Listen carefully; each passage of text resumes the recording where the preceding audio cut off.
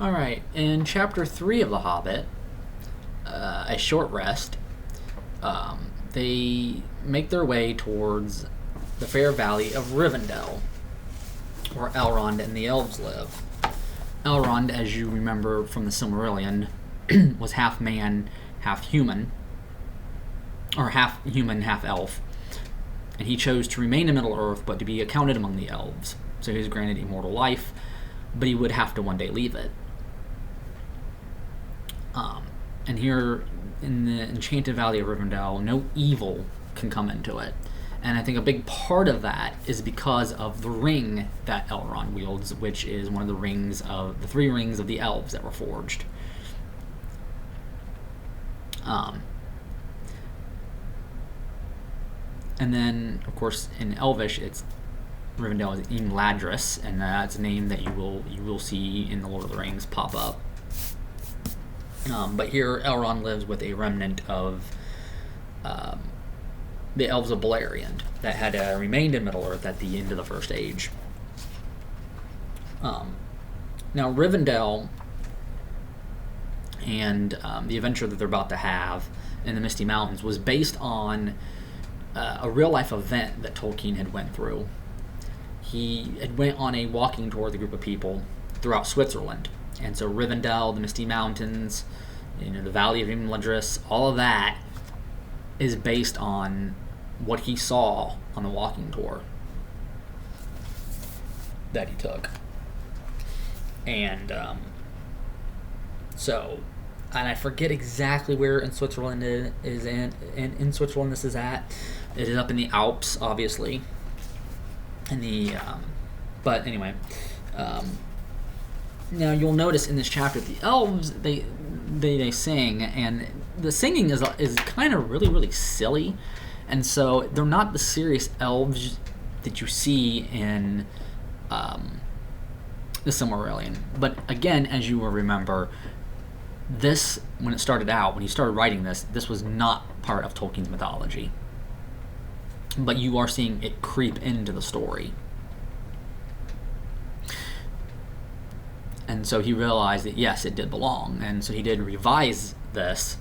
And I believe that was in about 1951.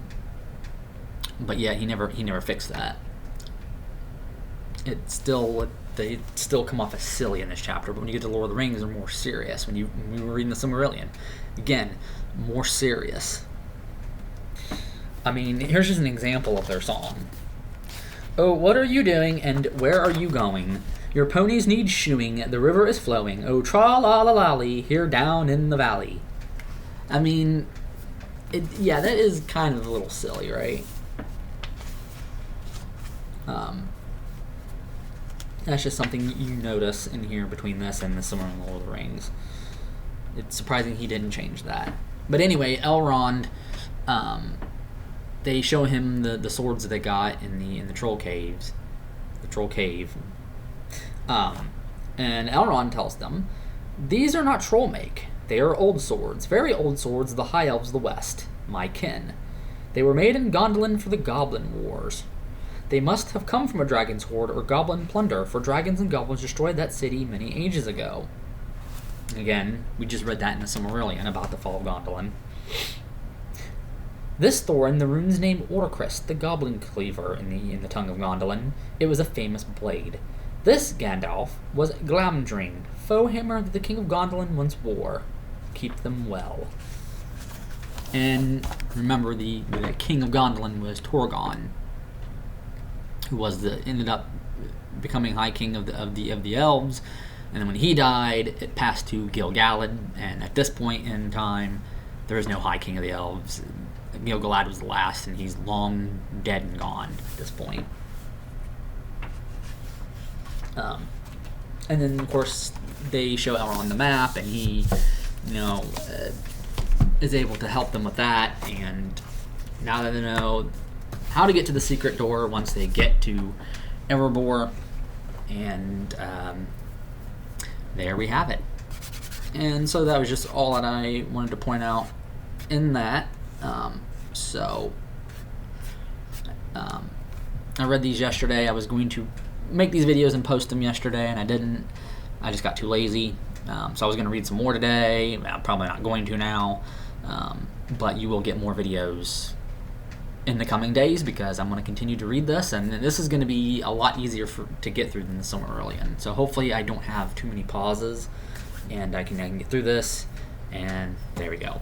But anyway, that's all for today. I'll be back hopefully tomorrow with another video, another review of the next chapter, and maybe talk about what else is going on. Because like I said, in this chapter, but his walking tour that he went through in Switzerland, he based a lot of locations on. And there's an event that happened while he was up there, and you'll see that event happen in the next chapter. But anyway, until then, I'll see you later.